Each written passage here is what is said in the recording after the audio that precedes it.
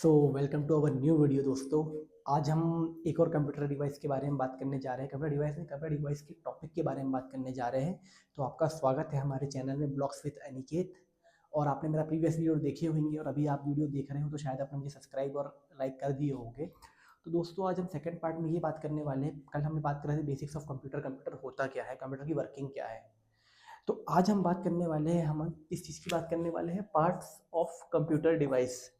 जो ये दिख रहा है आपको, पार्ट्स ऑफ कंप्यूटर डिवाइस। आज हम बात करने वाले हैं पार्ट्स ऑफ कंप्यूटर डिवाइसेस के बारे में। तो दोस्तों पार्ट्स ऑफ कंप्यूटर डिवाइसेस होता क्या क्या है, तो उसमें आज मैंने जो शॉर्टलिस्ट करा हूँ, जितनी भी चीज़ें मैंने पढ़ा हूँ, तो उसमें मैंने दो चीज़ शॉर्टलिस्ट करके निकाला हूँ। सबसे पहले मैंने निकाला हूँ कि inside the computer device, first of one.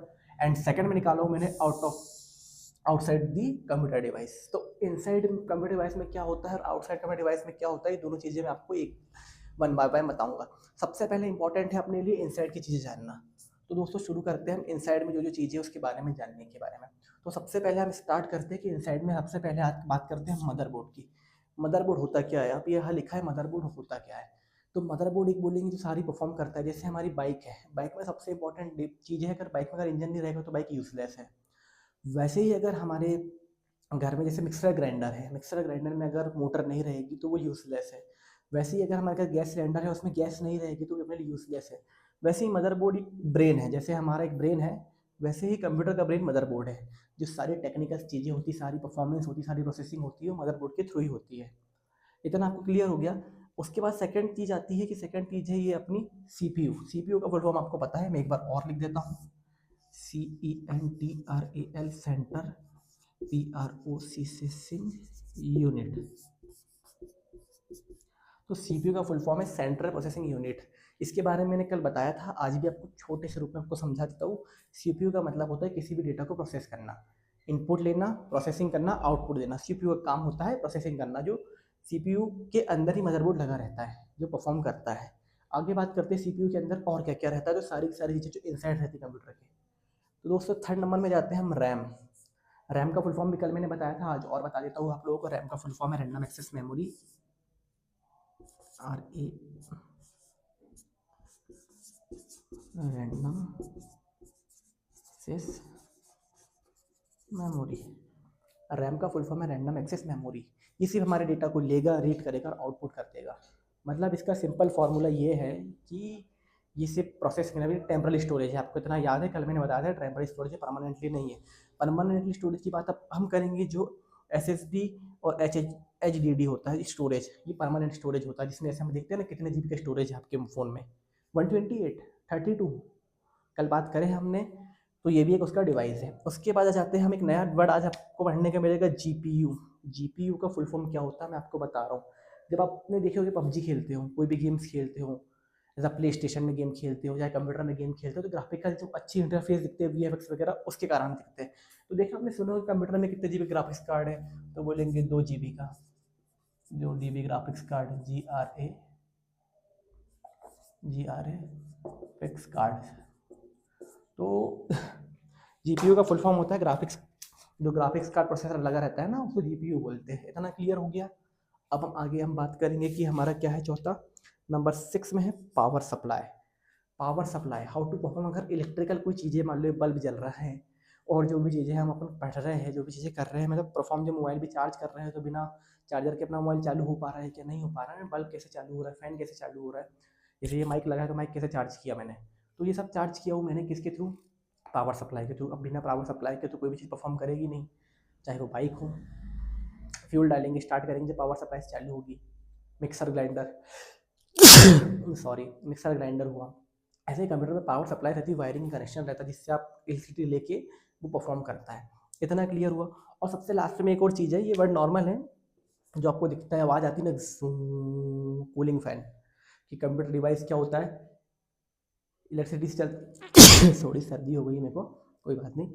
तो हम बात कर रहे थे कूलिंग फैन की। कूलिंग फैन ऐसा रहता है, डिवाइस है, हीट होते हैं डिवाइस, आपने देखा आपका फ़ोन हीट होता है, कंप्यूटर हीट होता है, टीवी हीट होती है लंबे समय चलाने के लिए। तो कंप्यूटर लंबे समय चलाना पड़ता है, 10 घंटे 12 घंटे हमको काम करना पड़ता है। हम भी काम कर रहे हैं, आप भी काम करते हो, कंप्यूटर में कंटिन्यू चलाना पड़ता है। उसमें कूलिंग फैन लगा रहता है, जिससे कंप्यूटर को हमेशा फैन, मतलब अपने डिवाइस को ठंडा करता रहता है। तो आपको इनसाइड कंप्यूटर की चीज़ें सारी पता चल गई। हाँ, अगर कोई प्रॉब्लम्स आपको आएगी तो मुझसे पूछ लेना। अब हम बात करते हैं सेकंड टॉपिक की। तो हमारा सेकंड टॉपिक क्या है, outside the computer. Outside the computer के बारे में आपने सब देखे हो, आपको सब कुछ पता है आउटसाइड कंप्यूटर में क्या क्या होता है, बट टॉपिक उठाए हैं अपन ने कि कंप्यूटर डिवाइसेस है क्या, उसके parts parts of computer device, तो उसके बारे में हमको सारा बताना पड़ेगा। एक डायग्राम बनाया हूँ मैंने, देखो एक दिख रही स्क्रीन, मॉनिटर दिख रहा है, स्पीकर दिख रहा है, कीबोर्ड दिख रहा है, माउस दिख रहा है, सीपीयू दिख रहा है, ऐसे बहुत सारे कंपोनेंट्स होते हैं, स्कैनर भी होता है। तो आज हम ये 4-5 चीज़ों के बारे में बात करेंगे। होते तो ह्यूज ऑफ नंबर है, होते कितने हैं, ह्यूज ऑफ नंबर्स होते हैं, बट हम बात करने वाले हैं सिर्फ 4 या 5 की, क्योंकि आप धीरे धीरे पढ़ोगे तो आपको 10, 20, 50, 100 नंबर्स नहीं मिलेंगे, इतने सारे अपने डिवाइसेस हैं आउटसाइड कंप्यूटर में। ठीक है, सबसे पहले हम बात करते हैं मॉनिटर की। मॉनिटर होता क्या है? मॉनिटर सबको पता है क्या होता है, जैसे अपने मोबाइल में स्क्रीन है, टच स्क्रीन, अपन स्क्रीन में देख रहे हैं, टीवी है हम देख रहे हैं, कंप्यूटर में जो काम कर रहे हैं, जिस चीज़ में सारे हमारे परफॉर्म टास्क हमको दिखते हैं परफॉर्म होते हुए, हाउ टू मूवी चल रही है, सॉन्ग प्ले हो रहा है, जो भी सॉन्ग प्ले नहीं छोड़ो उसको, मूवी चल रही है, कुछ नंबर्स दिख रहे हैं, डिजिट दिख रही है, वो स्क्रीन में ही दिखती है, हमको कैसे पता चलेगा कि क्या चीज़ है? तो वो मॉनिटर का यूज़ होता है। कीबोर्ड, बिना इनपुट दिए अपन को आउटपुट कैसे मिलेगा? कीबोर्ड में ढेर सारी कीज़ होती है, देखो कीबोर्ड का डायग्राम बना है, एक स्पेस बार होती है सबसे बड़ी, ढेर सारी की फंक्शन की होती है, नंबर्स ऑफ रहते हैं, यहाँ पे नंबर्स की रहती है। तो कीबोर्ड में अपन को इनपुट देना है ताकि कोई आउटपुट हमको मिल सके, इतना आपको क्लियर हो गया? हाँ। अब बात करते हैं माउस की। माउस सबने देखे हैं, आजकल लैपटॉप में अपने तरह डायरेक्ट ट्रैक पैड आता है, ऐसे दिखा देखे होगे आपने, तो ये भी एक माउस ही है। आप यहाँ पे आप फिंगर से चलाओ, लेफ्ट राइट, तो माउस में भी देखो ये लेफ्ट साइड का है और ये राइट साइड का है, तो ये यहाँ पे स्क्रॉलिंग बार रहती है। तो माउस से आप सारे पापा रिफ्रेश करना है, क्लिक करना है, डबल क्लिक करना है, जो भी चीज़ें आपको पता है आप चलाओगे धीरे धीरे कंप्यूटर, आपको सारी चीज़ें आ जाएगी। अब चौथी चीज़ बात करते हैं, हाँ अगर अपन कोई मूवी देख रहे हैं या सॉन्ग सुन रहे हैं, कंप्यूटर में अलग से आपको लगाना पड़ेगा क्या, स्पीकर। लैपटॉप में तो लगा आता है बट कंप्यूटर में नहीं आता है, तो अलग से आपको लगाना पड़ेगा क्या, स्पीकर लगाना पड़ेगा, जिससे कि आप सॉन्ग सुन सको। क्या सुन सको? सॉन्ग, ऑडियो, ऑडियो वगैरह आप सुन सको। तो ये स्पीकर का काम है। अब स्कैनर का काम कहाँ काम आता है आपको ये बताता हूँ मैं। देखो स्कैन करना है, कोई भी चीज़ डॉक्यूमेंट स्कैन करना है, कोई चीज़ प्रिंट करना है, प्रिंटर का यूज़, स्कैनर प्रिंटर सेम ही चीज़ है, मतलब उसको प्रिंट करने के लिए प्रिंटर का यूज़ किया जाता है, लेकिन स्कैनर इंपॉर्टेंट है। मान लो कोई फाइल स्कैन करना है, आपको अपनी फोटो स्कैन करना है हार्ड कॉपी निकालने के लिए, तो उसका स्कैनर में यूज़ किया जाता है। तो स्कैनर का भी आपको पता है कि इतना बड़ा डिवाइस रहता है, प्रिंटर उसमें रखना पड़ता है, ग्लास की स्क्रीन रहती है, क्या की स्क्रीन रहती है वो, ग्लास की, GLASS, तो ग्लास की स्क्रीन रहती है, आपको इतना पता है। तो दोस्तों सारा का सारा जो पार्ट ऑफ कंप्यूटर से बहुत सारे पार्ट्स हैं इसमें, चाहे अब छोटी चीज़ें हो बड़ी चीज़ें हो, एक छोटी सी निडल से लेके बड़े बड़े प्लेस किससे बन रहे हैं आपको मालूम है, बाय कंप्यूटर डिवाइस। अब एक एक करके तो आप छोटी छोटी चीज़ें बनाओगे नहीं ना। कंप्यूटर एक ऐसी चीज़ है जिसने अपनी 21 सेंचुरी को पूरा चेंज करके रख दिया है। अभी मतलब जो 21 से 20वीं सदी चल रहा है, 20 सेंचुरी 21 चल रही है, मुझे उसका आइडिया नहीं है, बट जब से कंप्यूटर आया, मतलब 50 साल हो चुके हैं कंप्यूटर को, जब से कंप्यूटर आया है तो सारी टेक्नोलॉजीज बढ़ चुकी है। चाहे बैलगाड़ी से चलते थे, आज हम बाइक में चलने लगे हैं। पहले हम इतनी बड़ी टीवी आती थी, पर्दे लगते थे, बहुत सारी समस्याएं होती थी, अब ये अपन ने क्लिक कर ये टीवी चालू हो गई, जैसे डिवाइस में टीवी चालू हो गई। और जैसे कि मान लो और भी रहता है ना, जैसे कि आपको प्रिंट करना है, हाथ से कितनी सारी चीज़ें लिखना पड़ता था, पहले हाथ से लिखते थे, आजकल बस प्रिंटर में कमांड दिए, प्रिंट करें, huge of number photo copies निकल गई, फोटो अपनी, वीडियो अपनी। अपन को यहाँ से मान लो कहीं देखना है, मतलब यहाँ से अपना देखना है कि दिल्ली में क्या चल रहा है, आप बस सर्च करो दिल्ली अपडेट्स, तुरंत जाएगा। न्यूज़पेपर्स, आजकल न्यूज़पेपर्स कम हो रहे हैं, पहले न्यूज़पेपर इतने चलते थे, लेकिन अब सारी चीज़ें आपके फ़ोन में आ जा रही है, ऑनलाइन न्यूज़, बहुत सारा चीज़ें, जैसे सोशल मीडिया से सारी चीज़ें पता चल जा रही है, अब पेपर पढ़ने की नीड नहीं है। अब भी अगर कोई इंसिडेंट हुआ, सडनली किसी ने रिकॉर्ड किया, इंस्टाग्राम, फेसबुक, यूट्यूब, कोई भी प्लेटफॉर्म में पोस्ट कर दिए, तो आपके पास पहुंच गया, दूसरे दिन का वेट नहीं करना कि कल पेपर में क्या आएगा। आपकी पढ़ाई भी, आपको पहले बुक्स, डिक्शनरी देखे होगे आपने, बहुत मोटी डिक्शनरी रहती थी, डिक्शनरी का थिकनेस इतनी इतनी रहती थी, ये तो नॉर्मल है, छोटी दिख रही है, डिक्शनरी रहती थी, डिक्शनरी में भी बहुत सारी प्रॉब्लम्स होती थी, वर्ड्स छाटो, बट अब क्या करना, बस गूगल ओपन करें, उसमें लिखे डेमोक्रेसी मीनिंग,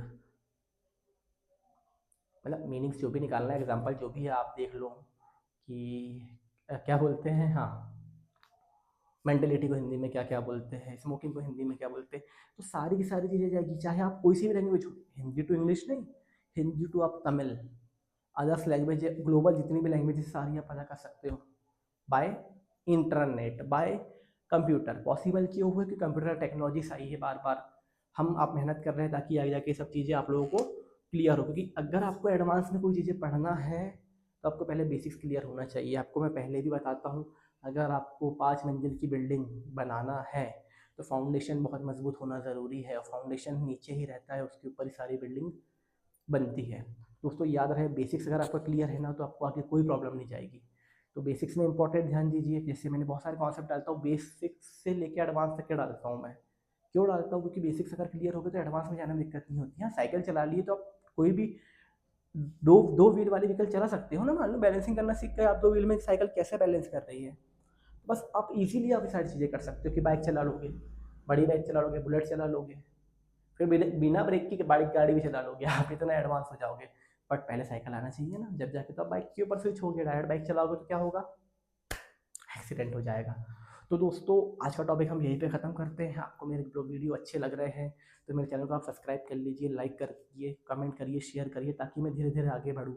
आज हमारे सब्सक्राइबर हो गए हैं 288 और वॉच टाइम हो गया 16 घंटे कंप्लीट, लगभग 3 महीने की जर्नी में। 3 महीने प्लस जर्नी को हो चुके हैं। बस आपका सपोर्ट बनेगा तो जल्दी से मेरा चैनल मोनेटाइज हो जाएगा, तो मैं भी थोड़ी सी इनकम कमा लूँगा, ताकि और भी अच्छी अच्छी चीज़ें मैं आपके लिए ला सकूँ। तो दोस्तों मिलते हैं अगले ब्लॉग में, जब तक के लिए जय श्री राम। आप हमारे चैनल को सब्सक्राइब कर लीजिए, हमारे चैनल का नाम है ब्लॉग्स विद अनिकेत। तो दोस्तों मिलते हैं अगले ब्लॉग में, तब तक के लिए जय श्री राम। आप सभी को गुड नाइट।